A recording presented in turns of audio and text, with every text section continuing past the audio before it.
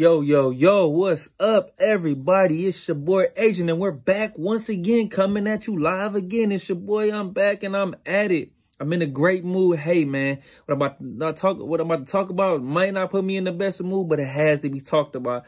I even waited a couple of days, even soaked some of this information in. Decided to give it a little chance before I want to dive deep into it. But today, we are here to talk about North Carolina Tar Heels basketball, and we know what kind of bumpy ride it has been this season. I was actually going to record Tuesday, but I decided to wait until after this game to see what this team looked like. And hey, my statements and my comments only got much further deeper into what I need to say about this team. Now, as we all know, North Carolina started #1 in the country preseason favorite, returning 4 starters, only losing Brady Manek, like I've talked about previously. I said this team was going to be loaded. Got Larry Nance in the transfer portal. I'm sorry, Pete Nance. I get him and his brother confused sometimes. But Pete Nance from Northwestern, got him. I said, okay, that'll be the starting 5, and we'll be good to go. We'll be on the road. Season started off good. The tournament in Oregon didn't go so well, and we eventually fell from grace and fell at #1, and we've been unranked. We've been up and down, but last time I talked, it was right before the new year, and they had just lost on the road to Pitt. Since then, in the month of January, they went 6-1, even had a 4-game win streak, with the only loss being to Virginia Cavaliers. And we all know how Carolina does at Virginia, and it never goes well. And they held strong. Jalen Washington had a big game as a freshman, and they did not go, and they won that game. Finally, we get to the hard part. We go to the month of February. So far, 3 games in it, and we lose all 3. First, Pitt at home turned the ball over like crazy and got torched by Jamarius Burton. Again, my guy Nike torched us. Even Federico was torching us. Nelly Cummins was hot from 3, eventually fouled out. We suffered a tough loss to Duke. Couldn't get any points going against a young Duke team who was not good to me, in my opinion. And then this embarrassment of a performance on the road at Wake Forest, 85-92, we lose. The score is much closer, indicative of what the game actually looked like. Now, for example, North Carolina all season has presumably outshot their opponents, took more free throws than their opponents, made more and attempted more. In this game, the guard from Wake Forest, Tyrese Appleby, a smaller guy, continues to get to the hole in North Carolina. Even this is their second game they played. This man set an ACC record, 23 free throws made. Not attempted, but made. That was more than the entire North Carolina team. Now, with this loss, this puts Carolina at 15-9 overall, 7-6 in the mediocre ACC. Yes, the ACC is not a great conference this year, as you can see. The leading teams in the conference right now, 10-3, are Clemson, Pitt, and Virginia. Who we predicted Virginia to be pretty solid this year. This is a surprise year from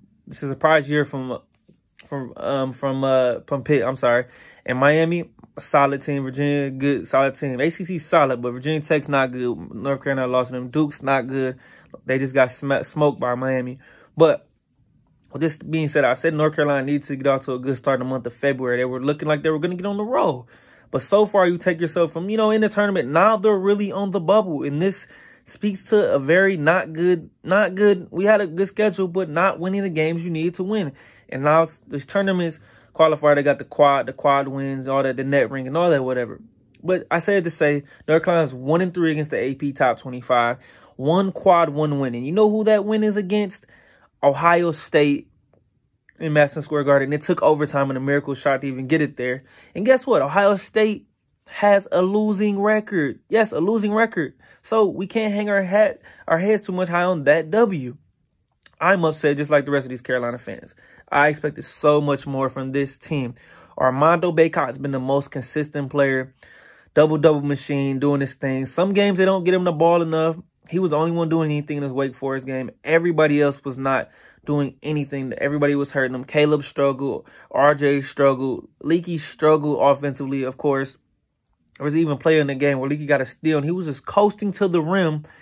Tried to dunk and got fouled, and guess what? Missed both free throws. Cost us a bucket. If he would have hustled, he probably could have got a dunk and maybe an and one. But who knows?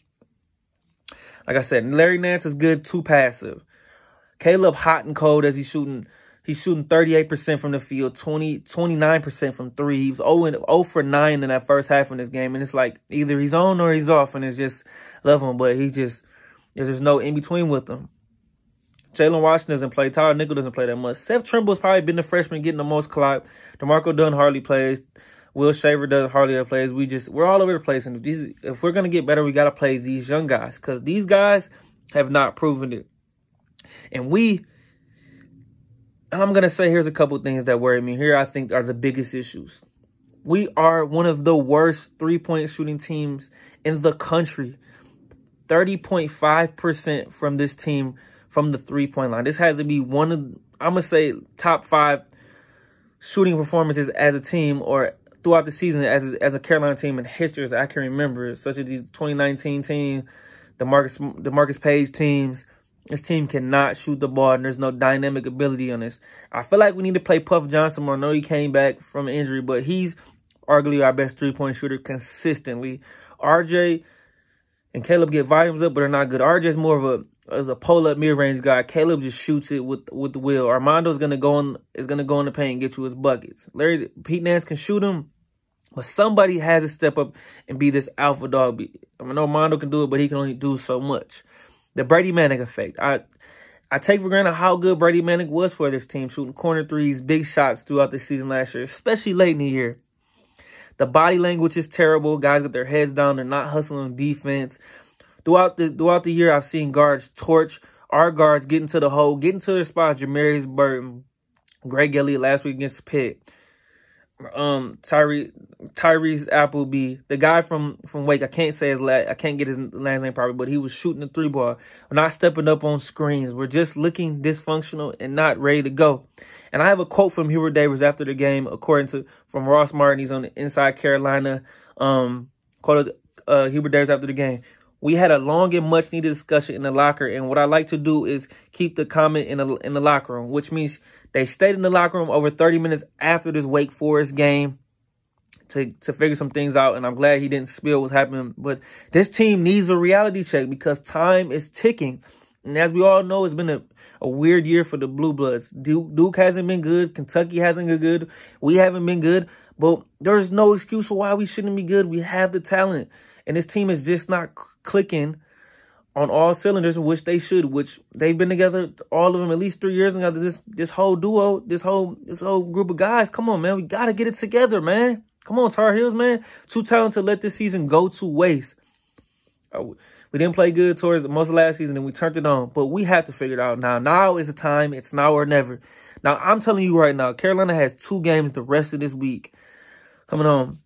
Saturday versus Clemson, and then next Monday against Miami. Both are at home. Miami's ranked right now. Clemson's not ranked, but they're tied for the #1 spot in the ACC conference. These are must-win games right now, or you can see yourself sitting right on out and put even much more pressure on you. Carolina, I need you guys to step it up. Hubert Davis is doing his best, but it's got to find a spark some way, somehow, man. Like I said, body language, three-point shooting, the attitude, the energy, the sense of urgency. You should have more of a fire in your belly, especially after blowing over a 20-point lead in the national championship game last year. Caleb shot 5 for 28.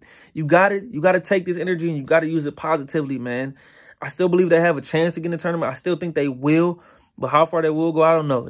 But they continue to play like this, especially in that first 15 minutes of the Wake Forest game is the worst stretch of basketball game I've seen them play all year. And they continue to play like this, then we'll be seeing ourselves right out on Selection Sunday. So there's still time for a turnaround, but a lot needs to happen in between then and now. So I'm giving you guys my take. I'll be back in the next week or two to give my update. But this team has to get it together, man. Has to get it together. And I expect more things from this team as a Tar Heel fan. And as we do not like mediocrity, we expect better. You guys have the talent, like I said, to get it done. So let's go. Tar Heel Nation. Come on, baby. Stand up. Carolina family. Come on. Let's rise together and let's finish this season out well. And let's do something good, man. But it's your boy, Adrian, and I'm out.